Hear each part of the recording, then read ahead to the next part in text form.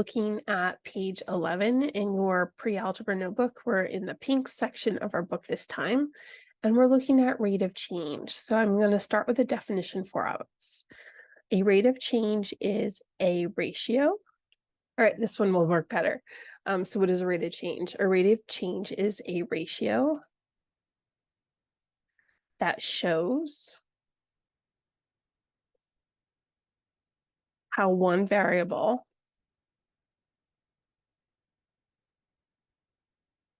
and when I say variable, I mean letter, changes with respect to another. So one more time, a rate of change is a ratio that shows how one variable changes with respect to another. On a linear graph, we call this the slope of the line. Slope is written as a ratio of the vertical change, we call this the rise, to the horizontal change, we call this the run, between any 2 points on a line. This remains constant for any 2 points on the same line. Slope is written as a fraction and in simplest form. So we want that reduced form of that fraction. For example, we don't want 5/10, we want 1/2. And the variable that we use for slope is the letter m. So I have a couple kinds of slopes that we should be familiar with. And the first one is one that goes uphill. We read from left to right. This is a positive slope. The next one goes downhill. We call this one a negative slope.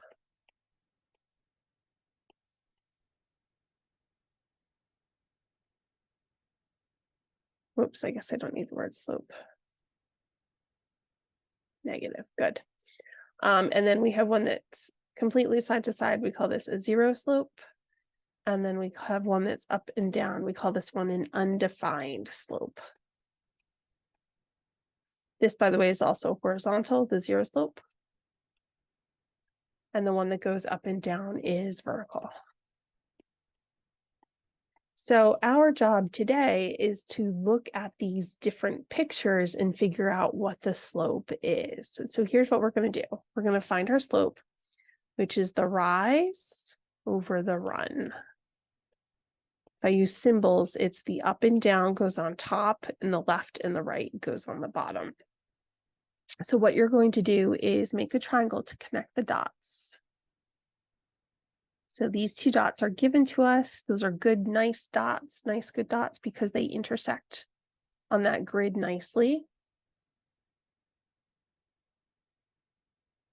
So we want to count how many boxes up and down it goes. So it goes up and down 1, 2, 3, 4 boxes up. And our run is 1, 2, 3, 4, 5. So our slope is 4/5. Now, is that reduced already? Yes, it is. And it's not in the instructions, but it's nice to remember that this one's positive. It goes uphill. Let's look at example 2. If I make a triangle to connect those 2 points, again, these are nice points because they cross the grid in a good spot. If I talk about the rise over the run, I've got 1, 2, 3, 4, 5, 6 up and 1, 2, 3 to the right. So my rise is 6/3. My rise over run is 6/3. So this reduces to 2/1. And because it goes uphill, it's positive. Okay, good. Number 3. I'm going to connect those and make a nice triangle here. When I look at my slope, it's rise over run. So I say 1, 2. And my run is 1, 2, 3, 4, 5, 6. We count the boxes. This one goes downhill, so I know it's negative. And 2/6 reduces. So this is m equals -1/3. Both of these are divisible by 2. So I know that my slope is -1/3. And it goes downhill. That's how I know it's a negative slope. Number 4, again, I'm going to connect those dots with a triangle. My slope, the rise comes first, and that's 1, 2, 3, 4, 5, 6, 7. I went down 7. I went to the right 1, 2, 3, 4 boxes. -7/4. All right, excellent. There we go. Those are kind of nice in that they give us the points already. Actually, well, we get down to number 10, it's a little bit different. Now, number 5, they put stars all over this problem. What's going on with this one? If you remember back to the first page, we had a vertical line that went up and down. We said that was undefined. This one is undefined. It has no slope. So there's no numbers that go with that one. Number 6, I'm going to connect the dots and make a triangle. I'm going to shade that one in just because. So 1, 2, 3, 4 boxes tall. And 1, 2, 3, 4, 5, 6, 7, 8 boxes to the right. This one does reduce into 1/2, and it's a positive slope. It goes uphill. Number 7, make your triangle. Down 1, 2, 3. Because it's down, they make it negative. 1, 2, 3, 4 boxes to the right. So my slope is -3/4, and that one's reduced already. There's nothing else to do with that.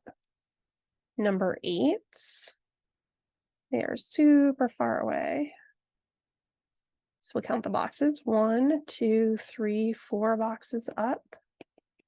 That's my rise over 1, 2, 3, 4, 5, 6, 7, 8, 9, 10. It is positive because it goes uphill, but this will reduce. This becomes 2/5.